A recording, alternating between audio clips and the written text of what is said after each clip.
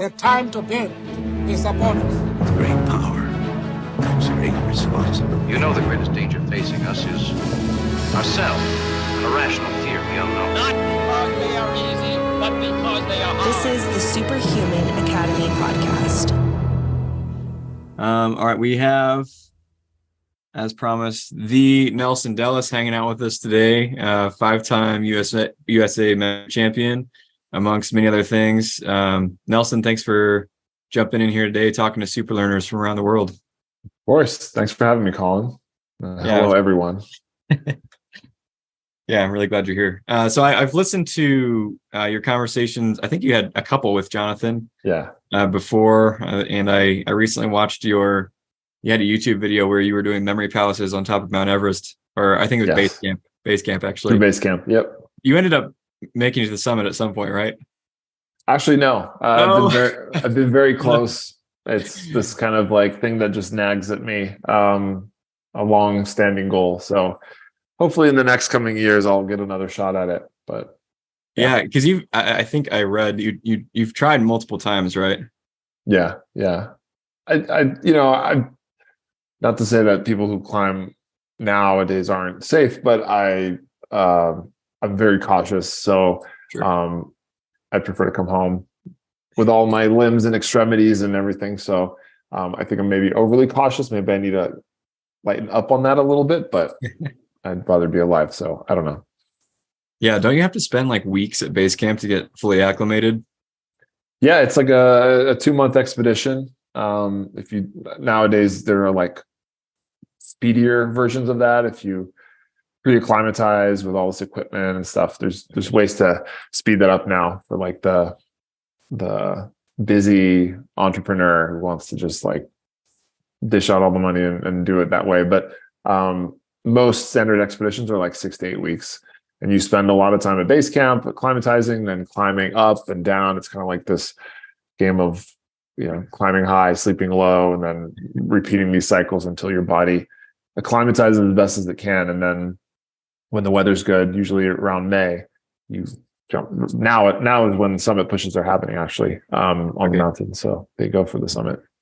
Yeah, I've done a couple like 14ers in Colorado. And I think that's like the hardest physical thing I've ever done. So I can't even imagine. I can't even imagine climbing Everest. So I don't blame you at all for not going all the way. It's challenging, but it feels like you've really accomplished something after, right? It's like a nice, satisfying thing you did. Just like walking up a hill and then coming back down. Yeah. All right. Well, I want to ask you more about the Everest stuff because I'm interested. But I know that a lot of the super learners definitely want to hear about memory and learning and all that stuff. So for those who don't already know who you are, would you mind just sharing a little bit about yourself related to memory, but also just who you are as a person? Yeah. So I'm Nelson. I grew up in England and moved a lot as a kid between the UK, France, and Miami. Miami was kind of like our homestead when we came to the US repeatedly, and I did college, grad school there, was faculty member, all the same University of Miami. So I was, I do the memory thing, but at my base essence, I'm a teacher. I teach people. I've always taught people in one way or another. You could argue that with the memory stuff, it's what I teach. I'm a teacher there too. But I studied computer science and physics, and was faculty member teaching computer science. And I do that now too, where I'm in upstate New York. So I teach computer science. Most of my students on that side of things have no idea that I do the memory thing, which is kind of funny, but I do instill it in how I teach a little bit. So they're getting the techniques without really knowing. But yeah, about 13, 14, 15 years ago, I started dabbling in memory techniques. My grandmother had Alzheimer's disease, and it was a scary thing to watch. It had me kind of getting interested into the brain and memory and what that meant. I'd never had a good memory. So I read a lot of books, listened to a lot of audiobooks, and I slowly started to discover this world of memory techniques and memory competitions. And I was like, I'd be curious to see what that's about. Like, I'm not going to compete. I'm not worthy of that. I don't have a good memory. I wouldn't do very well. But then I realized that the people who compete in these things are just you and me, everyday people who, struggle with memory, and they would just train their memory as if it were a skill. And I had never heard of that concept before, that memory was a skill, and that it was something, whether you thought you had a good memory or a bad memory, you could train it to be phenomenal and do these insane feats of memory, like memorize a deck of cards in under a minute, or thousands of digits in a very short amount of time, or remember a full room of people's names, right? Something I wouldn't even have dreamt of being able to do. So I learned the techniques. I was very surprised. I was skeptical, but it worked, and I became obsessed and just trained. And I'm very competitive. So the competition side of thing was where I focused, and I became a multiple winner of the championship, the national championship. And since then, it's become kind of my business. I teach people how to do this. I coach. I've written some books. I have an online course. I'm always trying to find new ways to spread this stuff, because I feel like it's something that we all should have in our back pocket. Yeah, I totally agree. Yeah. So one question that I like to ask everybody, I never know where this is going to take us, but it's always interesting, is to you, especially, in the age of AI that we're entering into, I think people are hopefully at least reflecting more on what it means to be human as we, I don't know, I think, computers are getting more and more human-like, at least in some ways. Yeah. And, as somebody who, I don't know, maybe it's possible, but I found, like, as I've worked on memory and learning, I feel like you kind of have to confront your own humanity, your own mind. Like, what does it mean? Like, what's going on in here? So I'm sure you've, encountered that a lot too. So what does it mean to you to be human? And I'll throw in, what does it mean to be superhuman as well, since that's, kind of part of our thing here. Yeah. I mean, I'll flip that a little bit, because this is something I've been really talking about in the last year, is that, and probably because of, technology kind of helping us, or not helping us, or making us step back and question what it means to be human and our place against, AI and stuff like that. But I've always thought that, memory is a very human quality. I think it's what sets us apart from something like a machine. But of course, a machine has memory, but it's a kind of a different kind of idea. But I've recently been saying that I think that memory techniques, and the way that when you try memory techniques and you realize how they work and how kind of natural they feel, I think our brains were designed to think like that. And that's why, in an age where you don't really have to use your memory, because you can just defer to this or your computer, you can always look something up. The argument I always give is, I feel like learning memory techniques and mastering them can reconnect you with what it means to be human. At its essence, memory techniques is all about storytelling. And I think our brains are wired for storytelling. We tell ourselves stories every single day, good and bad. It gets us through the good times, the bad times. It drives our narrative forward in life. It helps us remember the past. And it helps us remember things. Because a lot of techniques are basically that, just telling stories. And I was talking with, I don't know if you've ever had Lynn Kelly on the show. She's written a book called Memory Code, she's from Australia. She studies Aboriginal and very ancient civilizations that use memory techniques. And I always said that they go back to the Greeks, right? That's what everybody says. It's the famous story of Simonides using it at a dinner party for the first time. But that's not true. There's evidence that civilizations even earlier than that, thousands of years before that, were using memory techniques.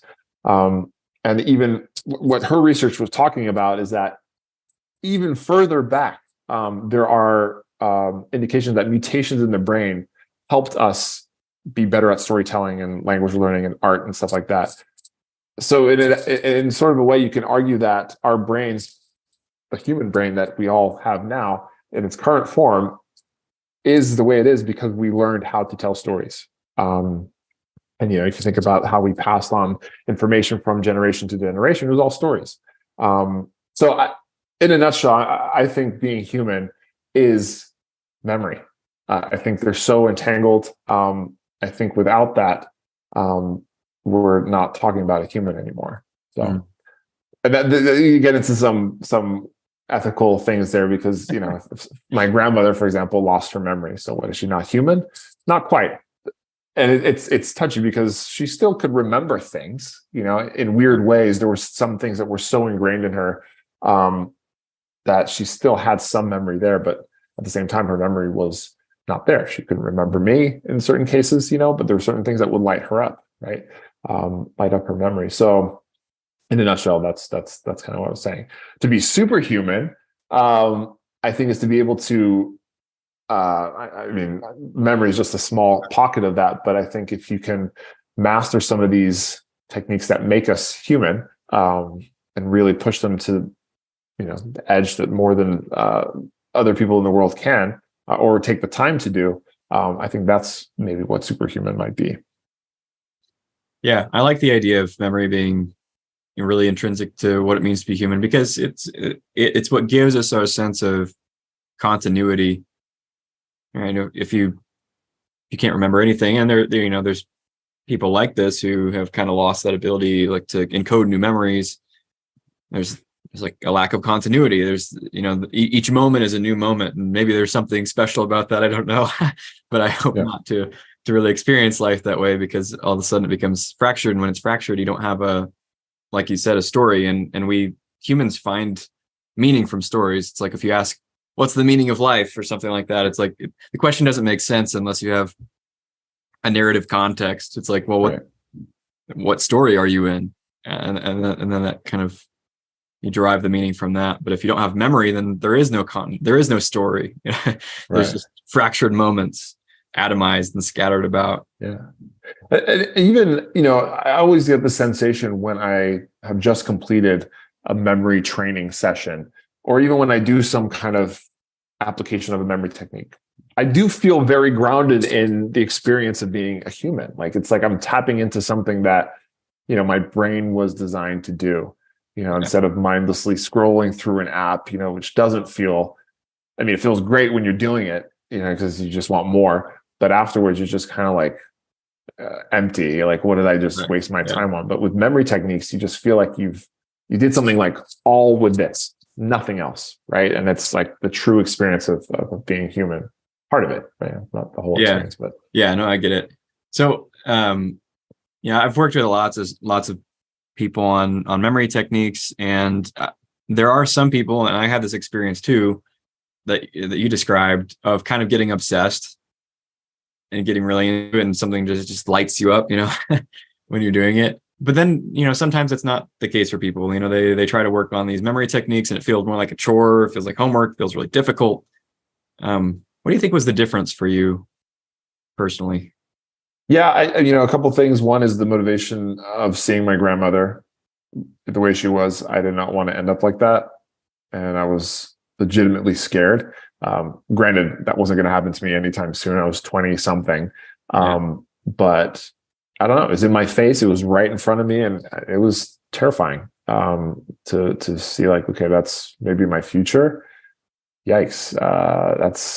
That's not fun for future me, and not fun for anybody who's taking care of me, and it's, aside from the non-fun, it's like emotionally terrible. It's sad. And it was really hard to see my loving grandmother,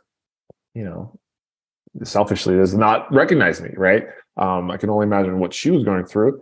But for me, and then my dad, and that was her mother, how terrible, right? And sad. So I just didn't want that to happen to me. So that was a big motivator. The second thing is I always like pushing the limit and seeing what I'm capable of. I tend to take something and go quite far with it. I was also quite good at it. I don't know. Comparatively. So I have won championships. Oh, I don't have to put air quotes. I did win them, but it was a relatively new sport. It still is. So, if you think of like, I want to be a professional tennis player and win Wimbledon, there are thousands, if not millions of people trying to be the best in the world. Right. And that's been happening for decades. Memory sports is, it's barely in its third decade, and every competition is fairly small, and the base of competitors is very small. So for me to get good quite quick was easier comparatively. Right now, actually, it would be hard. Right, I'm pretty good, but people have gotten way better, and I'd have to work my ass off to be good enough to like win the world championship. In fact, I don't even know if I could. Well, maybe I could if I really devoted my time. I don't know. So it was the right time, is what I'm saying too. And the motivation from my grandmother, the self-motivation just to kind of be competitive and win, and then also kind of the nascent time of that event, I think helped me break records, and and it is also like the motivation, right? Like of and confidence. So when you feel like you're at the top of the game, like that can continue. And I felt that way. So it led to many years of performing well. So what about, do you have any advice for people who don't have that competitive drive as much, but they still want to improve their memory, and they don't feel super motivated or passionate, but it's something that they want? Yeah. So this is something I had to contend with as I became a coach. It's like, not everybody wants to compete at a memory competition. People just want to optimize their life, right? And to remember names and to remember their to-do list. Maybe some want a little bit more. They're studying for an exam. They have to memorize a lot of things, right? But the competition side of things is very, very rare. I do train some people, but it's 1%, of the people who come to me. So, when you have a competition in mind, it's very easy to study for that or to prepare, because you know exactly what your aim is for, right? It's like at the memory competition, they have this, and this discipline, the time domain, what your scores need to be this record or to be in the top. So you train for that, right? And you can do that day in, day out. When it's more like your day-to-day stuff, it's like, how do you train for that? Do I train like I'm going to be a competitor? You could, but then you run into the problem that most people get tired of it or feel like a chore, or it's just too hard, way too hard for what you're trying to do. So I've had to kind of model what I coach, because I realize that. And I think what helps people, a few things to kind of get out of that and train their memory, because you have to train your memory. That's the thing, right? You can learn the techniques, and I think different people teach this differently, but this is my approach, is that you can learn the techniques and they work. But what I found is that people who come to me, take my course or whatever, a lot of them have already done a course by someone else, and they know the techniques. So why are they here again, right? It's because they stopped using them, or it didn't quite stick, or they can pull it up and use it, but they don't quite know how to apply it. And so what I try to teach is that, I'll teach you techniques, but how do you get it to a point where it's kind of ingrained in your everyday life, right? How do you rewire your brain so that it's more automatic? I'm not saying that you remember everything that you just casually look at, but more instinctively how to turn it on and off without much effort. And that takes practice, right? And this shouldn't be too much of a shock. People don't love to spend a lot of time on things necessarily. It's more work, obviously, but people should recognize that any skill you want to get good at, you have to put time into it, at least at the beginning, right? Depending where you want to go, right? If you're trying to learn piano, maybe not be a virtuoso, right? But you want to be able to just sit down and play a piece or two and maybe read some sheet music. You have to imagine the first time you sit at a piano, you don't know what you're doing. You got to spend a lot of time kind of figuring out the notes, how to read, and playing with both hands, all that kind of stuff. So you spend a lot of time at the beginning, and then, maybe a few years down the line, it's basically automatic to the level that you're looking for, right? And so this is just another skill. If you can remember that memory is just a skill, then you have to treat it like it is. And skills take time to master. So you have to train, right? So then the second problem is, well, how do I keep the motivation to train if I'm just casually looking for improvements? One is to connect with your why, right? So like, why am I doing this? If you can remember that and kind of keep it somewhere always present, whether it's in your mind every day or it's written on your wall or whatever, that can help you kind of spend the time that you need to. The other thing is choose something that you like to visit every day to memorize, right? I like to do it. I like to do things that are related to memory competitions. So that's where I sit down and spend time and stare at numbers and names and all that stuff in front of the computer, right? But that's not for everybody. Maybe you're someone who meets a lot of people every day. You have meetings, you're constantly at events, whatever. Maybe the way you train is by trying to memorize everybody's name that you meet, right? And that's it, right? And maybe you're a people person, you love that, right? And you love the feeling of having learned someone's name. So that feedback of, I just memorized or used some memory techniques. I tried some technique, practiced, and I got some feedback that was nice, felt good, right? It helped me. Will make you come back for more. So, and for somebody else, it might be memorizing poetry, right? You love poetry. So sitting down to memorize poetry might be the thing that gets you in the chair every day to do it. So yeah, you got to find what you love, because memory, you could use it for anything. That's the beautiful thing about it. But I think wasting your time on things that are feeling like a chore when it comes to memory is probably going to do more damage. Well, it's not going to do damage, but it's gonna make you stop sooner. And the beginning phase is, if you really want to get good at memory techniques, is important to be strict and to train a lot, I think. All right, here, let's do a little experiment. I want to pretend real quick that I'm consulting with you. I'm looking for a memory coach. I've got, I don't know, 15, 20 minutes right now to figure out what my plan is going to be, how I'm going to improve my memory. How would we go about that? How would you start that conversation? Yeah, well, I'd first see what you know. Have you ever heard of memory techniques? Have you ever used them? I'm sure you have. And to what extent you're set up. So I think I'd ask you a few questions about. Well, yeah, let's say that I'm familiar with the concepts, but I haven't really practiced them. Okay. Yeah. So I would suggest, kind of, if we have 15 minutes, I'm going to try to show you the most useful technique, which is, I think, the memory palace. And to effectively use that, you need to have some memory palaces constructed.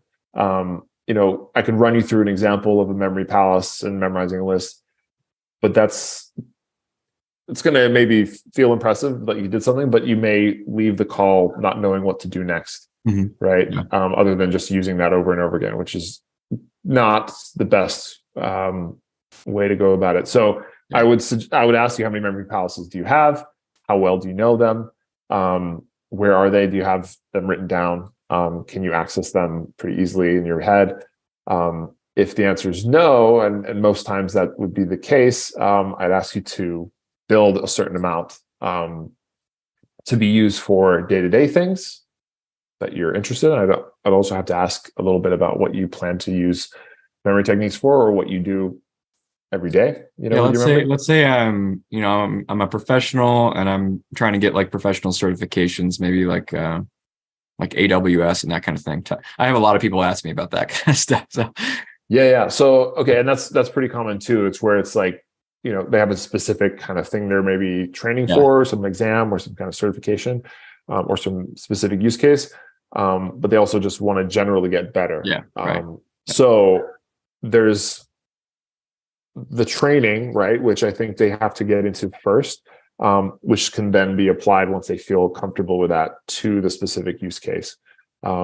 So when people work with me for many weeks, we spend maybe the first half or 60% of the sessions that we have working on techniques and kind of practicing them and getting faster at them and more efficiently.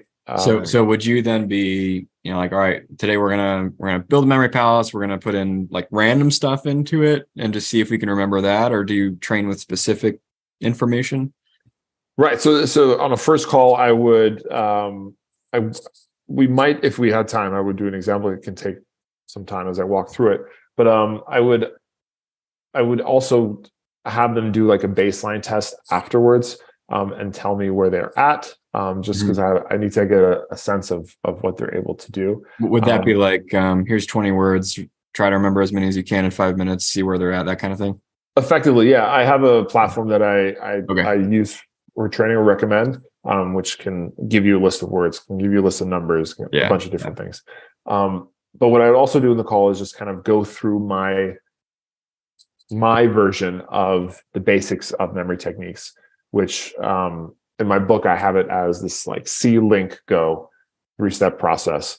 And what that actually means, right? How do you see something? What are you visualizing when you're memorizing, trying to memorize something? And then linking, what does that actually mean? What are you doing with the image? You're storing it somewhere in your mind so that you can retrieve it later.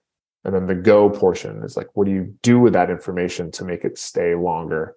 So a lot of people have heard that or know the general gist of, okay, I got to visualize or associate. In the memory policy, I kind of know what that is.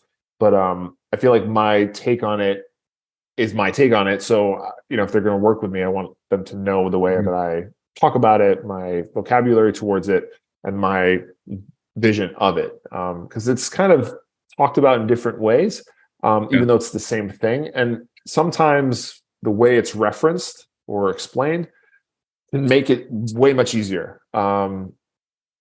Or it's just it helps them align with the way that I'm teaching something. So I would go over that, kind of help them have an idea of how to set up the memory palaces. And then, I like to write out like a coaching program for my clients. So real quick, I'll pause for, you said there are some ways to explain it that make it a lot easier. So how do you explain, like if somebody is only vaguely familiar with memory techniques, there might be some people, watching this that are in that camp, even though super learners are generally kind of familiar. Like, how do you just explain it big picture in a way that's simple for people to grasp? Yep. So the idea is you have something that you want to memorize and you're trying to get it in here, right? And then once it's in there, you either want it for short term, medium term, or long term, like years or the rest of your life. Okay. But the memory techniques that I teach and train get the information into your head quickly. Usually the question that follows up after that is like, well, how does it stay long or short? Well, the short answer is you can decide. With the way that you memorize with these techniques, you're the one responsible for deciding whether it stays short term or long term. That part actually isn't that hard. It's pretty straightforward how to do that. I can talk about that later, but the hard part is getting it into your head, right? So to do that, the information that's out there is abstract, let's call it. Okay. Some less or more than the other. You could be memorizing a picture, right? It's got all this visual information already there for you. That's not as hard as, say, like a very abstract list of words, big, complicated terms that maybe you know nothing about, right? Like we're talking about quantum mechanics, and there's a bunch of different very difficult terms related to that topic, or biology or chemistry or something like that, or philosophy, right? These big words. Those are harder because if you're not in that subject area, maybe they are completely meaningless, right? Or think of like a foreign language, right? You look at a word in another language you've never studied or heard or seen. It just looks like a bunch of letters smushed together. So that would be extremely hard, right? Or extremely abstract. So the goal is, how do I turn that stuff, all the information that's trying to get into here, into something that is easy for my brain to interpret, right? How do I encode the information in a way that my brain likes it, right? And our brain, in short, likes pictures, okay? So the goal is always to turn the thing that we're trying to memorize into a picture, right? We're trying to see it. That's why I use that term. And then I kind of go deeper into what that means, because people instinctively think like visualization or seeing means I gotta, in my head or in my mind, my third eye, I see it, right? Like a visual thing. But that's not the end of the story. It's using all of your senses to construct that, right? Because if you think a little deeper about what it means to visualize, there's more to it than just the visual qualities that kind of arise in your mind. if I'm looking at something on my desk, like I have my phone right here, I can see my phone. That's a visual, right? But if I try to close my eyes and visualize the same thing, it's not an exact replica, right? It's very close, potentially. Or if it's an old memory, it might be even more degraded. So you're never going to get a 100% fidelity visual of that thing you can actually see with your eyes. Okay. So when it means to create a visual, it means to do that, but also add other senses. What might it feel like? What might it smell like? Right? What might it sound like? Taste like? When you can kind of add those components, then you're building out something that isn't just seeing, right? It's really almost like experiencing in a third person kind of way. So that's. Would you be willing? Can I put you on the spot and give you a quick exercise, and you can just tell us what goes on in your head? I think sure. that could be really interesting to people. So let's see. I've got a random word generator. This is Superhuman's version. Oh, cool. Okay. Yeah. So what goes on your head if you're trying to just put this into your brain as quickly as you can? Yeah. So the way I would do it specifically, I put 2 words together at a time just to kind of save space. And then each pair come up with an image. I visualize it using kind of the approach I was just talking about. And I would place it in a memory palace. That's the second step, the link, right? How do I link this stuff, this external stuff, to something that's already in my head? And this is all that learning is, right? It's figuring out something new that is foreign to you and relating it to something that you already know. And the best teachers in the world are people who can do this for their students or help them do this. So someone like Richard Feynman is very famous for his physics lectures.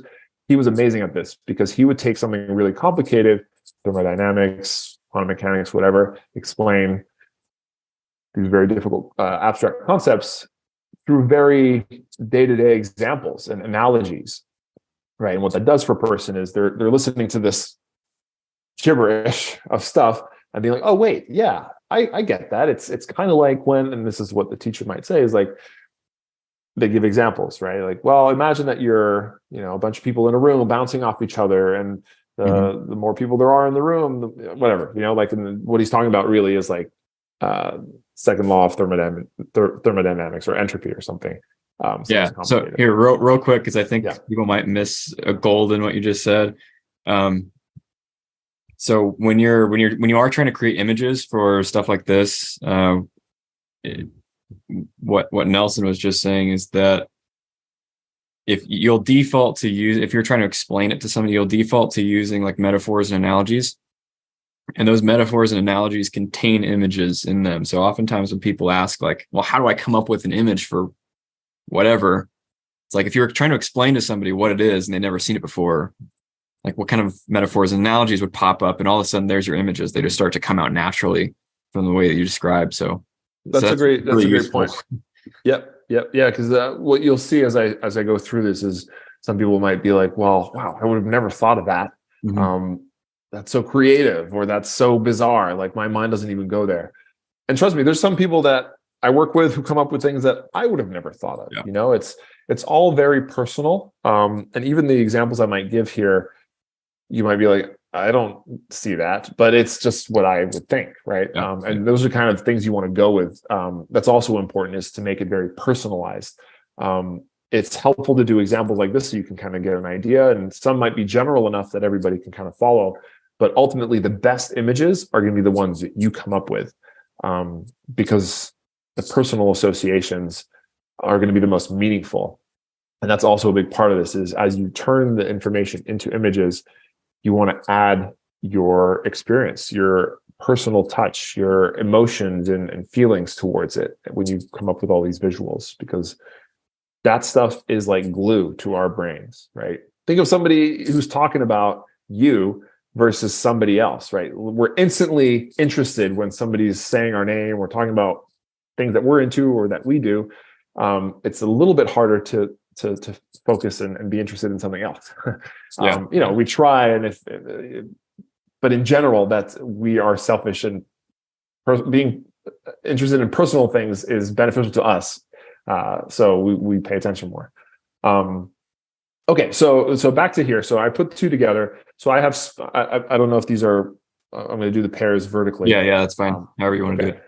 So spoon and temporarily. So spoon, I'm going to try to combine these. Spoon is very straightforward. It's a noun. I can visualize a spoon pretty easily. I can imagine the shape of it, a silver kind of basic spoon.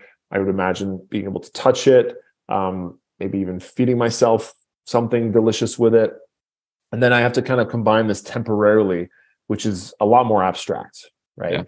Yeah. So what do you do for things like that where it's not so straightforward like a spoon? I can picture a spoon.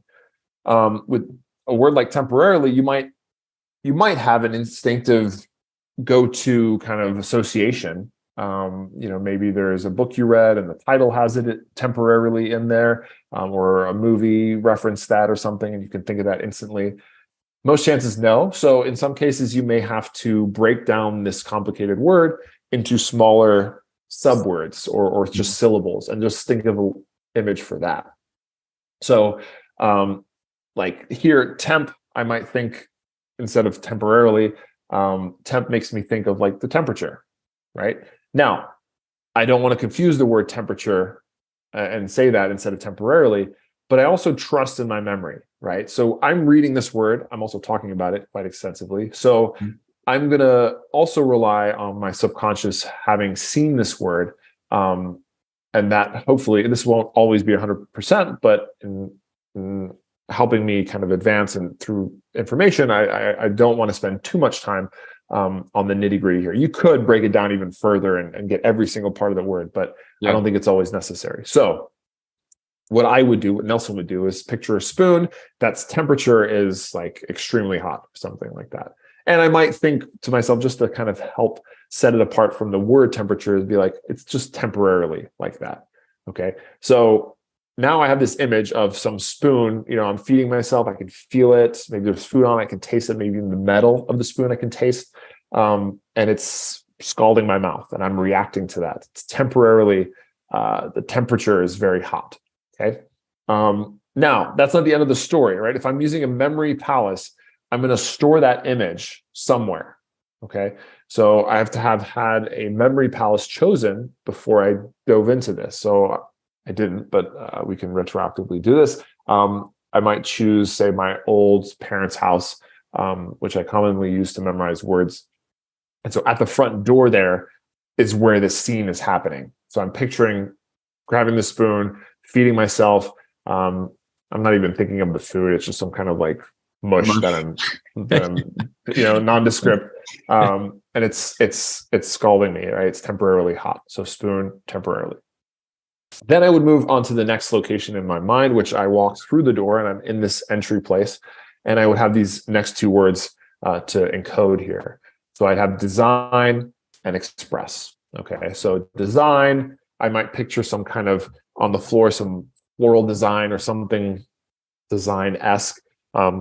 And express makes me think of like an express train. That's just my instinctive thought there. So over this design is this kind of express train kind of chewing across. And I can hear that and the smoke of the locomotive coming out. And maybe the design is being ruined by the train tracks kind of thing on the floor. And then I would go to the right in this palace. There's another room there. It's an office. So real quick, would you do anything to connect that first image that you had on the front door with the next image? Would there be some sort of like story going on? Right. So if I'm using a memory palace, no, because the connective tissue here is the palace. Okay. Some people have talked about that. I don't do that. I've never needed to because interesting. Okay. I always know that the next location has the next two things. You're kind of talking about it like a doubly linked list if you're a computer scientist, where you make sure that you have a connection this way and that way to the things before and after. But and you could do that, right? You could connect the spoon temporarily to something about the design and the express train. Yeah. But I don't think it's fully necessary. It will take more time. And with a memory palace, it's already pretty powerful. Now, if you were doing a linking method, right? Which is no memory palace. You're just taking an image, story with that image, and then that connects to the next thing. And that's how you remember the whole list, is because of that connective tissue. Then I would, of course, do that. But I'm not doing it that approach. I'm just doing a memory palace. So every pair is its own little bubble. Wow. So when you were competing, you were just using the images and locations in a memory palace. Yep. And then what was your because you had a really high like random words. What was your top? My best was like 255 words in 15 minutes. In 15 minutes. And that was just with a memory palace and nothing else. Yeah. And no connection. Okay. Wow. Yeah. And what's amazing, is like you can, there'd be some, like I don't remember specifically that time I got that score, like if I got it all perfect or if I had to skip around and then fill in the gaps. But oftentimes when I'm memorizing a long list of words, especially for competition's sake and making it very speedy, I'll have gaps, right? And I'll fill in all of them until I can't, and I might skip two, keep going, skip two. So with the memory palace, like I can jump around, and if there is a gap, I can fill out the rest and come back to that one location and think a little harder what was there. So that's kind of the idea. I don't know if you want me to keep going with these. We don't have to, but would you be willing to just, like, you don't even have to talk, just do it as fast as you can and then go back and tell us what you see? Would you be willing to do that? Yeah, sure. Yeah. Okay. You want to do a different set? Yeah. I just think it'd be really cool for people to see, like, how quickly the connections can be made. And sorry, I'm not putting you on the spot. I know that's okay. Let me take a second to decide. All right, ready? I'll start a new one. Is it gonna be the same amounts? Same amount, yeah. I'll just tell me when you're ready and I'll click it. Yeah, hold on. By the way, everybody, this is super mean of me. So no, it's okay. It's always hard to do this stuff. All right, here we go. Okay. Good. Let me just review it.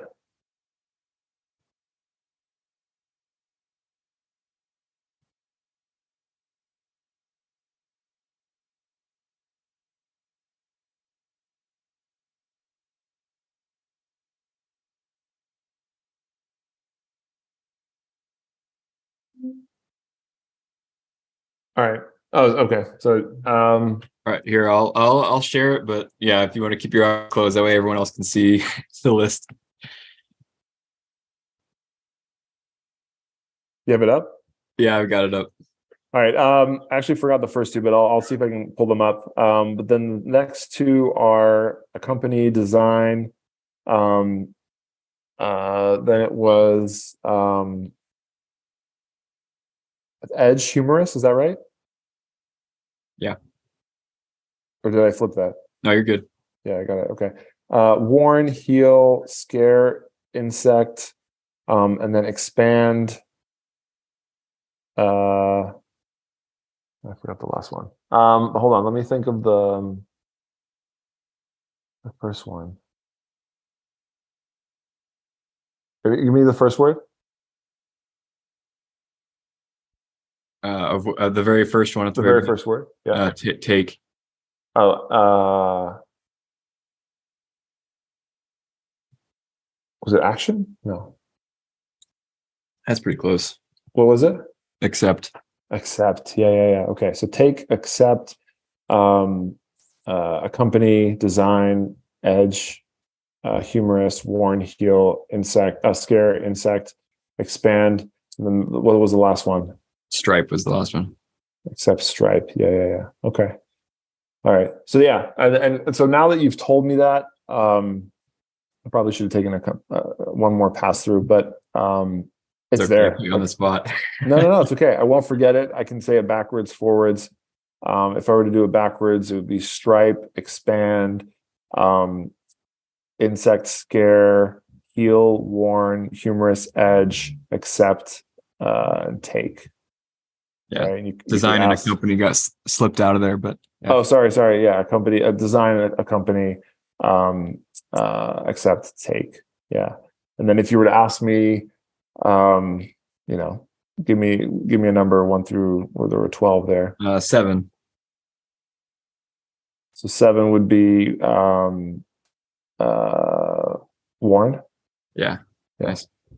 Yeah. So really, really quickly, just what do you see in your head as you're going through the list? Yeah. So on the first location, I was using a different memory palace. I was taking something and accepting it. That's why it was a tricky one to remember, because it's kind of the same Overlapping image there. Then I would go to the next location, and I know it's a company, but I thought of a company design, right? So just like a logo of a company was on, like, etched on the front of this desk. Then there was an edge behind the desk that was like funny, it was humorous. Then I jumped over to this other location, and real quick, because I can't see it. How is the edge funny? Like, how did you encode that piece? Yeah. So some of this becomes very amorphous and difficult to explain.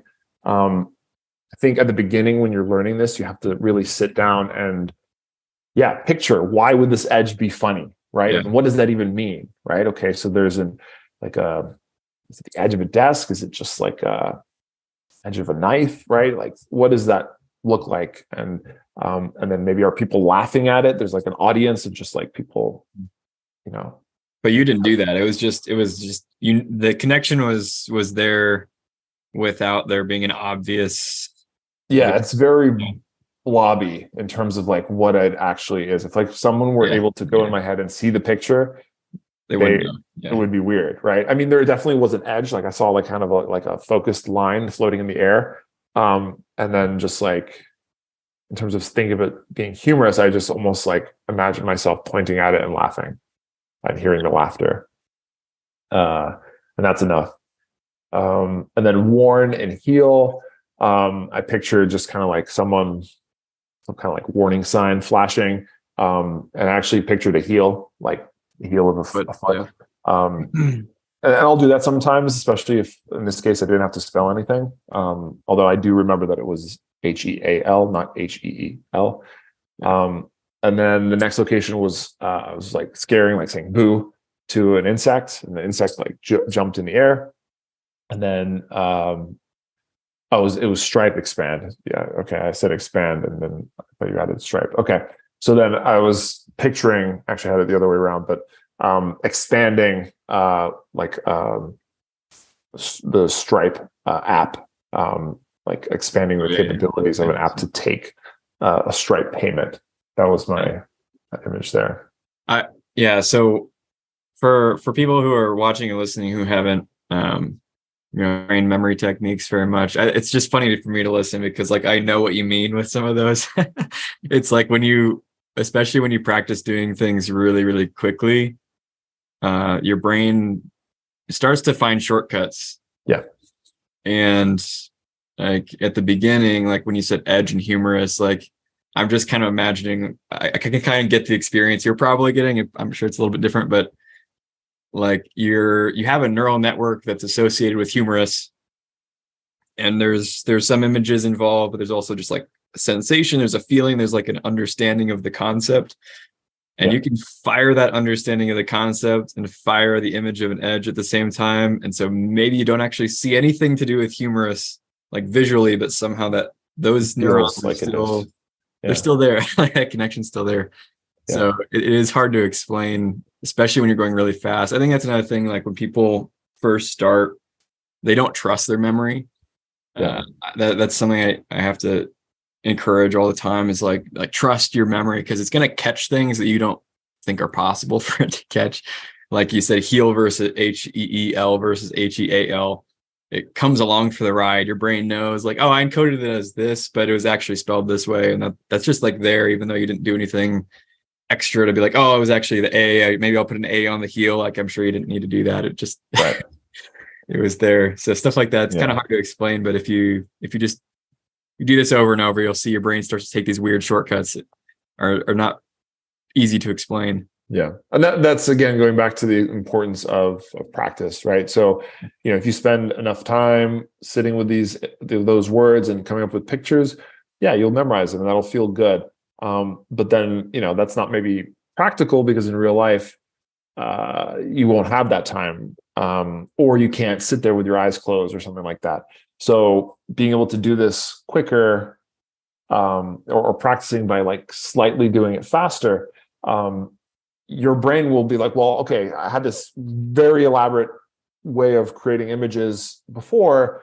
I can't do that anymore because I have less seconds to do it. So what will I do? And what happens kind of almost automatically is your brain will just drop the fluff. It'll kind of recognize what it prefers to keep as kind of like the root of this image, the most important parts of it. And you may not get that right. First of all, in the beginning, you might get a lot wrong or have some holes in your memory, and that's okay because you'll start to navigate towards the right mode of doing this. And it's not perfect every time, but it will get more accurate as you speed up. Yeah, and like it's funny. Like the more you do it, the sloppier it gets in some sense, but the reason for that is because you start to build an intuition for how much detail you need to put in to hold on to it long enough to remember it a certain amount of time later. Like you knew when you were doing this, you just had to remember it long enough to recall it like, 10 seconds later. Yeah. And so your brain will naturally kind of adjust how much effort it puts into the connections. Yeah. I found that to be really cool when I was training. It was like, it starts to become natural. It's like, I know I just need to remember this for 2 minutes and then I'll be able to rehearse it and then I can reinforce it later. It's like an iterative process rather than trying to get it all perfect right at the beginning. Yeah. And one thing to add to that, which is always so cool to me, is like the stressful part, the hard part is what I just did, right? Is like the moment where I was focusing and memorizing it, right? But then once I went through it once, I had to consolidate it. I had a few missing. You filled them in for me. But once I did that, like it's there, right? Like we're having conversations. I'm not even thinking about it, but I could easily say the words again, forwards and backwards. And it feels okay. Like I'm not stressed out about it right now, right? It's there, which is an awesome feeling to have, right? And so whenever I memorize something quickly, that kind of crucial moment is that that one review, right, in my mind. And if I can do it or most of it, or get a little bit of assistance to fill it in, once I do that, it's there.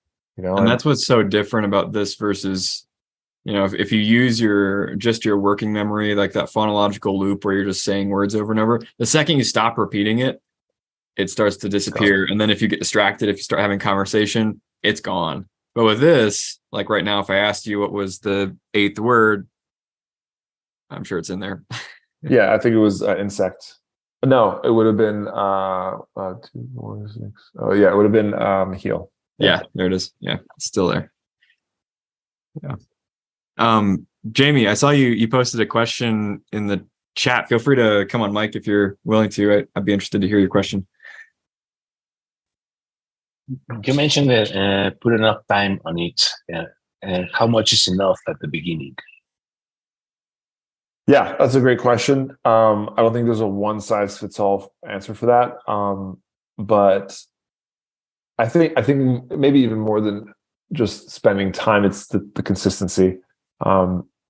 With what I've seen from all the clients that I've had, I think at the beginning when I started doing this, I was very much teaching people the way I did it, which was way too obsessive. So I'd give a lot of assignments and work to do. A lot of people had difficulty kind of doing that much. They didn't have the time or the motivation to stick to that. So I've learned to tailor that a bit better. A lot better. But mostly what I'll say is if you can spend like 10, 15 minutes a day, honestly, committed and focused on memorizing something with a time, a measured time. If you can do that every day, or 6 to 7 days a week, that's going to be enough. You can always spend more time, and often in real life, you will have plenty of opportunity to do that further, right? With real things. But sitting down, consciously focused and saying, I'm going to sit down here for 10 minutes and just memorize and recall. 10 minutes is not going to be all memorization. Half of that will be memorization. The other half will be remembering it, right? So it's not all memorization. But something like that, if you can do that every day, that's enough. And I always hope that, through these techniques, people enjoy them and enjoy them more and more and see how powerful they are. So you just almost want to do it more. And of course, if you do it even more, you can get faster, quicker. But I think to get to a point where you're able to use this in everyday life comfortably, I think just being consistent about it and, committing to 10, 15 minutes a day can be enough. Jamie, you're muted. Do you have several memory palaces, or how do you choose one of them?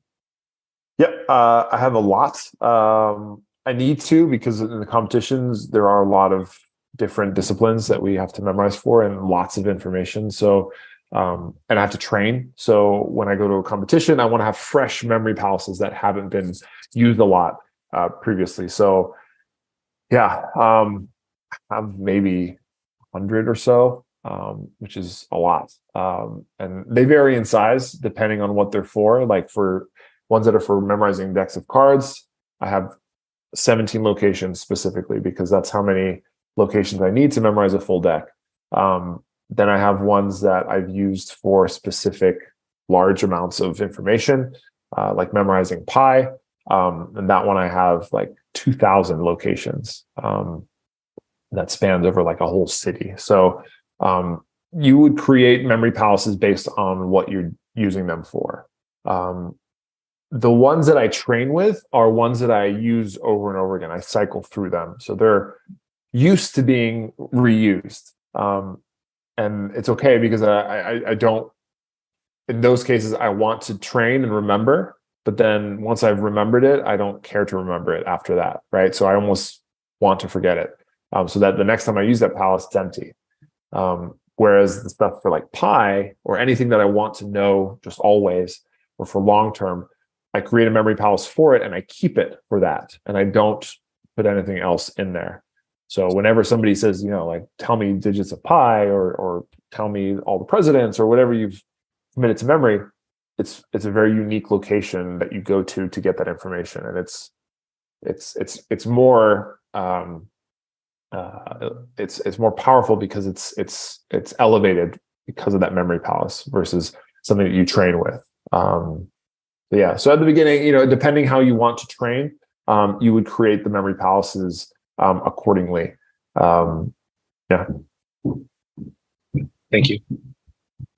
I did have so I reached out to our audience for some questions beforehand too. And we've mentioned memory palaces several times, and you give it an example, but if you had to give like a one sentence, or however many sentences you need, but a short description of like, what is a memory palace fundamentally? Like what does that mean? It's there's different names for it. And they're all kind of the same thing: memory palace, memory castle, Roman room, method of loci, journey method. That's what I usually call it, is the journey method. So basically it's just taking a familiar, it doesn't even have to be familiar, but it works better if it's familiar, a space, a real physical space. Well, it doesn't even have to be real. It could be from a video game, or it could be Hogwarts, whatever. Some space, and finding imagining a pathway through it, with a dedicated start and ending point, and choosing locations along the way, specific points of interest, anchor points, I call them.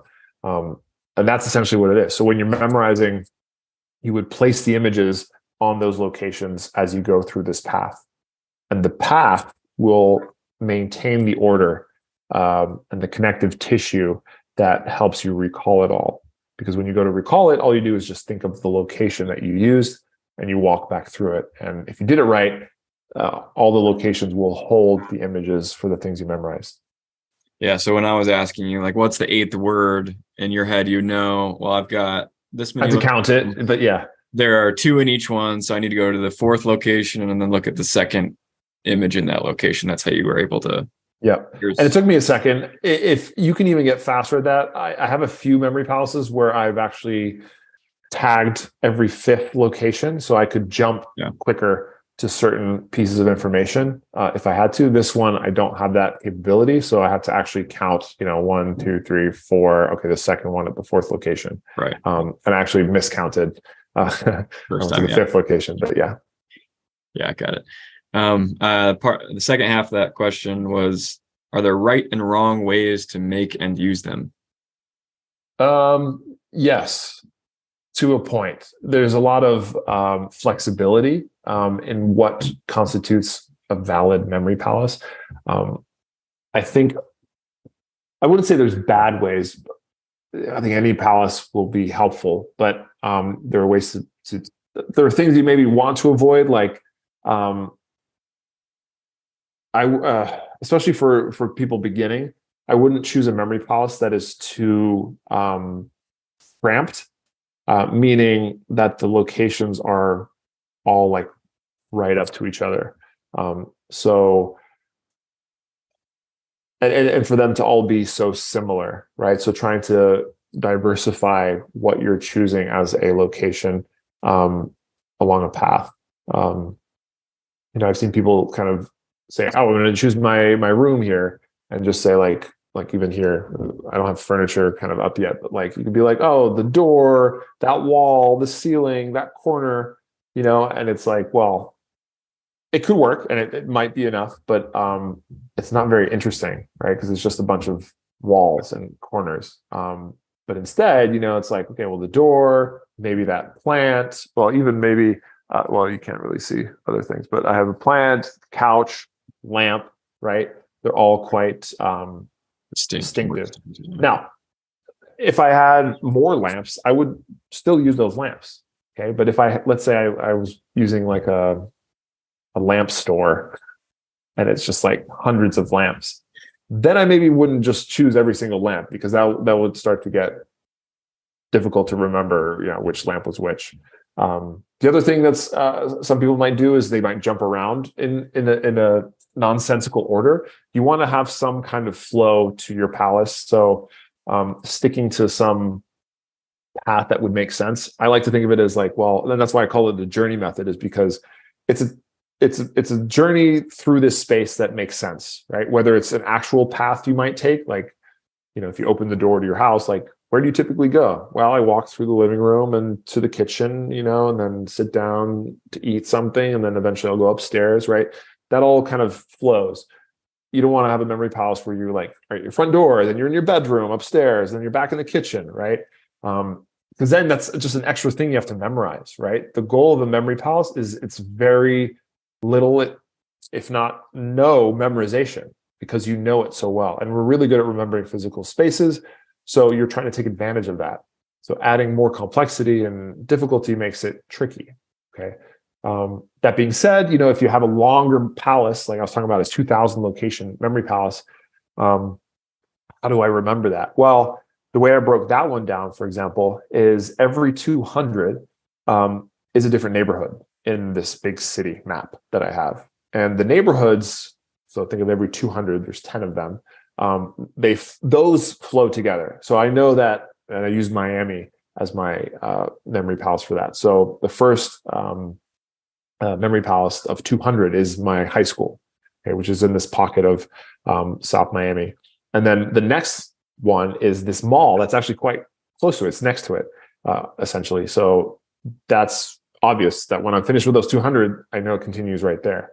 Now for the 200, it sounds like a lot, but honestly, I start at the front of my school, the pickup area, and I just kind of navigate around the outskirts of the school, going into different classrooms that I used to go to, and water fountains and lockers and things like that. And then I work my way inside, and then there's a field. So there's plenty of room to take up that 200, even though it sounds like, well, shit, Nelson, you got to memorize 200 things. Like, it doesn't feel like that. And honestly, I just have to think about it. I wrote down a list 1 through 200 and said, okay, front of school, water fountain, vending machine. And I just write that through, and then afterwards I kind of think about, okay, 1, 2, 3, try to see if I can remember them, and usually they're 99 times out of 100 they're there. I may skip one sometimes if it's big enough and I'm not too familiar, or I did something kind of weird, but usually it's not too hard to remember the memory palace I created, and that's what you want. I think a key thing, I think one of the reasons why this seems so difficult when people hear about it is because if you're used to relying really heavily on your working memory, you know that like once you get around 7 things, it starts to get really hard and start to juggle.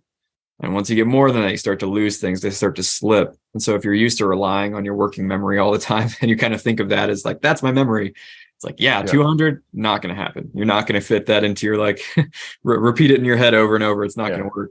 But as soon as you start to access more of that, your long-term memory capabilities, it's like 200 is nothing. Like your long-term memory can hold who knows how much. We really only have guesses. Yeah. So There's a lot of things that, people don't realize that they have memorized where they didn't memorize it, and it's there. Right. So just being open to that, even think of like some of your favorite movies. Sometimes, not always, but in certain cases, you could probably say the flow of the movie, like what happened from scene to scene, roughly, and maybe to less detail than some other people. But, the fact that you can even just say what happened in a movie that you've maybe seen years ago, roughly from start to finish, or roughly what it's about, that's like, you never sat down and memorized it, you just watched it, right? So same kind of thing with this memory palace. Like, you've never sat down and memorized your house, but if you close your eyes, you probably could walk through it and you've memorized it already, right? Somehow. I had another question from our audience. I kind of combined multiple people's questions into one, but this comes up a lot. I hear a lot of people ask this question. How do you control or prevent like scatter thoughts from interfering with your concentration? I think this happens especially when people are trying to use these techniques. It does require, you have to be, present, you have to be concentrating. And if you can't focus, then it's really difficult. Yeah. And, this is something that becomes even more of an issue as I'm trying to speed up, right? And increase my time for competition's sake. So, honestly, if I were to say the number one thing that makes me slow down is thoughts that come in from outside of the session, right? So, I'm in my palace, I'm translating numbers or whatever to pictures and placing them there. And then suddenly that image, let's say, reminds me of, I'm in my memory palace of an old a veterinary hospital that I used to work at. I might start thinking of like an actual memory that happened there. And I'm like, oh, that was nice. Yeah, I remember when that funny day when my buddy was like, no shit, I got to focus, right? Because I just wasted like 3 seconds, right? When I could have been encoding and memorizing. So part of the training is to be able to focus more and better and eliminate that or minimize that. It's hard, but I find with practice and having this time-based approach to training where you have a clock or some kind of size of amount of information that you're trying to cover, that helps you stick to the task at hand better. And when you do that a lot, when I'm more in practice, those interfering thoughts happen less. When I'm it happened even when I was doing the example for you all, because I was put on the spot, and of course I'm thinking while I'm trying to memorize, I'm thinking really like, better not forget these, that would be embarrassing, right? So I'm thinking like, well, that one I better speed up now because people are waiting, right? Like, so all these thoughts creep up, right? And I actually haven't done many live examples, so that I think shows. Yeah, whenever people put me on the spot, I'm always like, it always takes me twice. Yeah, I don't mind. People need to see it, It's hard. And the other part of it is confidence. So if I had done more of it recently, I'd feel like, yeah, let's go. Easy. Like something, if we did numbers, for example, that would feel a lot more comfortable for me to do live, and I wouldn't think twice. But I hadn't done words live in a little bit. So yeah. So I think the right answer, but the answer that nobody likes is practice. Yeah, but conscious practice, it's not just like just do it. It's I think also keeping track of how you perform, like even if as simple as like, okay, it took me 5 minutes to memorize this much, right? And writing that down somewhere so you can see that or acknowledge it is super helpful. Otherwise, you're just kind of like training blind. The training only really advances if you try to improve, right? That's what training's all about. Yeah, I know. For me, when I was first learning these, I got really into using the major system to do numbers. And I don't care about memorizing numbers at all. I was just memorizing random numbers, but the fun of it was because I would try to beat my time, from the previous day. I'd be like, yeah, all right, 50 digits. Yesterday it took me 4 minutes. I'm gonna try to knock it out faster today. Yeah. And keep pushing. And that was the fun part. And then I'd forget everything, the next day because I wasn't actually rehearsing. But that was another thing we kind of referenced, but then didn't come back to is, okay, what if I do decide I want to retain something longer than just, the next day? Yeah. What's the next part of that look like? Yeah. And this is where review comes in. This is just the undeniable fact that our brains forget things over time.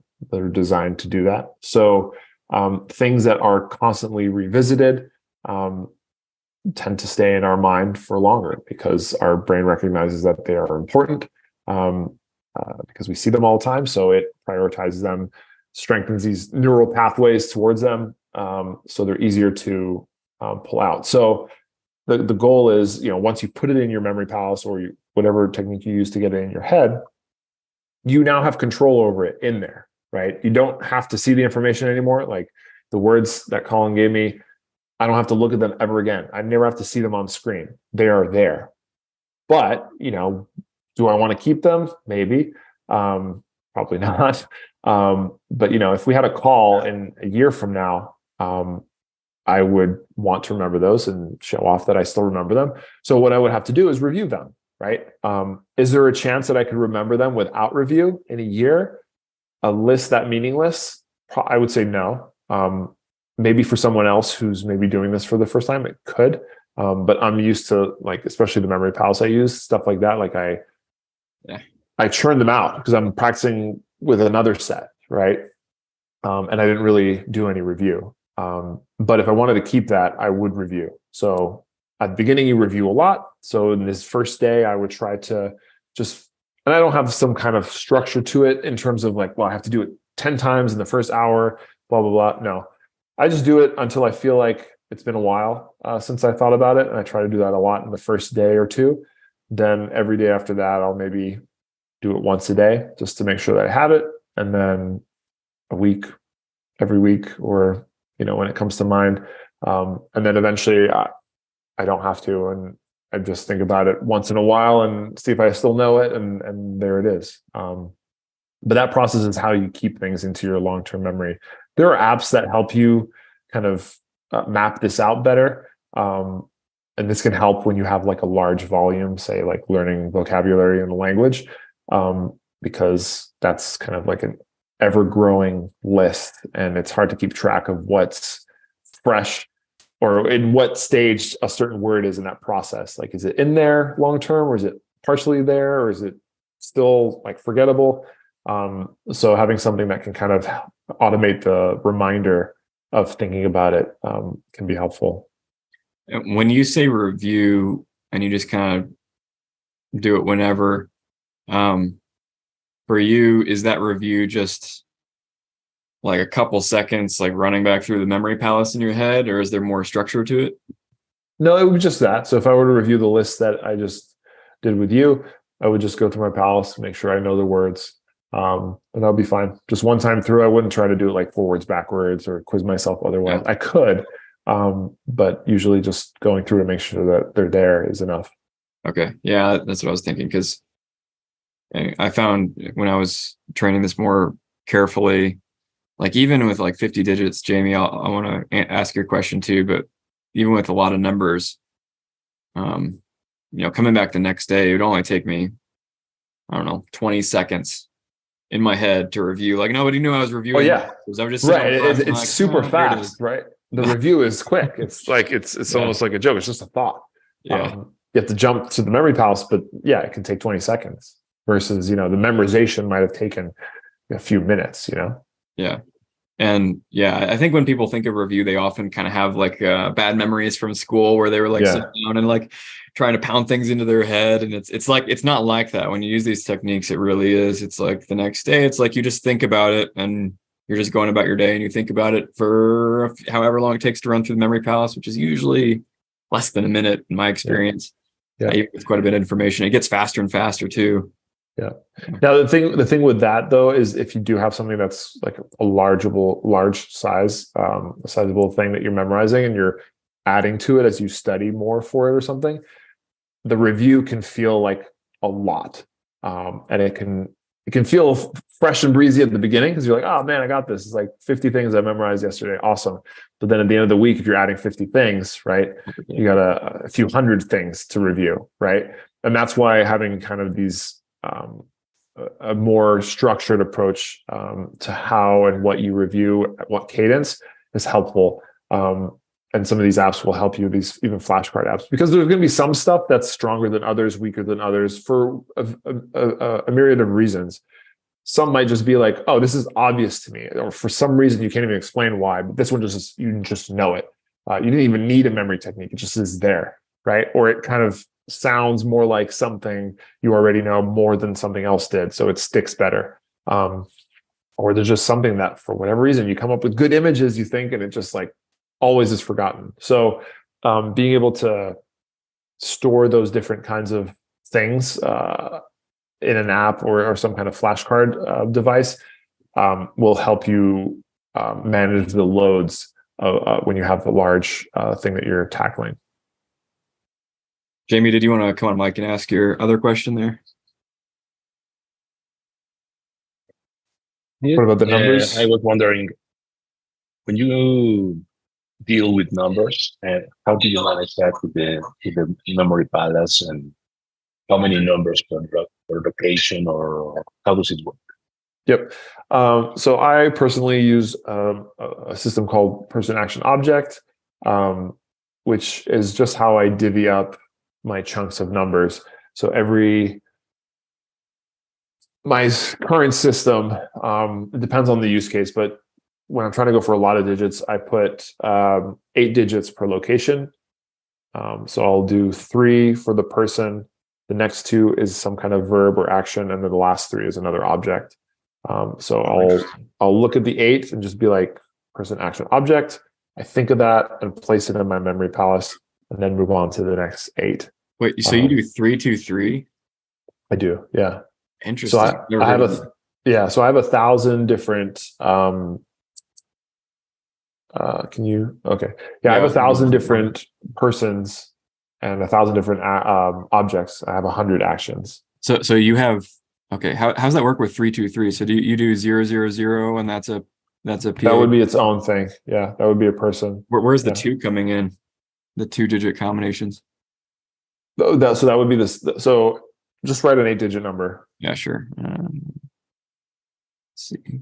That's yeah.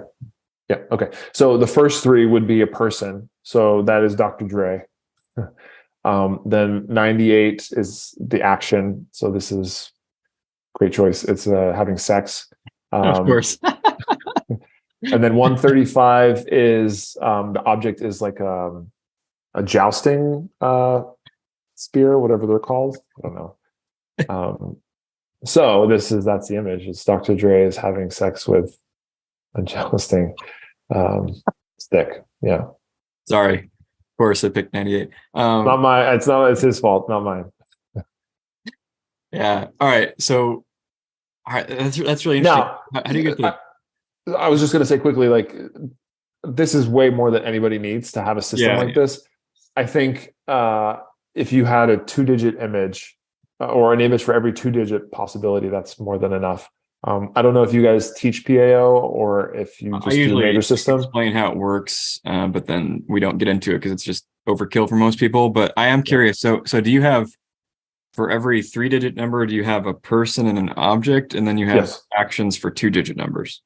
Yeah, because that's exactly it. When I started, I did a PAO with 2 digits only. So it was person was 2, the action was 2, and the object was 2. So every number 00 to 99 had a person, action, and object associated with it. Right. And then when I decided to, how am I going to get even better at numbers and memorize more, I said, well, let me expand my persons to 1,000. And then that took some time to learn. But then I said, let me now expand the objects.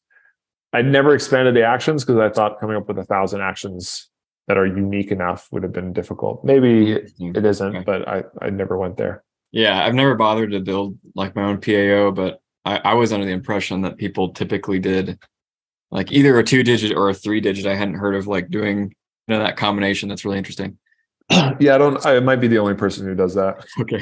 But it works. I practice it so much that I would be weird to do it another way. Yeah. So I guess there will be some people who are just listening. So if you were just listening to that, basically the way the PAO works. So from 000 to 999, so all 1,000 of those digit combinations, Nelson has a person associated with that combination and an object associated with that combination. And then for 00 to 99, all 100 of those, he's got an action. And so every combination of 8 digits, he takes the person from the first 3, the action from the other 2, and then the object from the last 3, combines those into a single image. Then you put that in a memory palace. So it'd be hard if people are just listening to maybe catch what was going on there. Yeah. And so for any set of 8 digit, it generates a scene where there's a person doing something with a thing. Defiling medieval weaponry or whatever.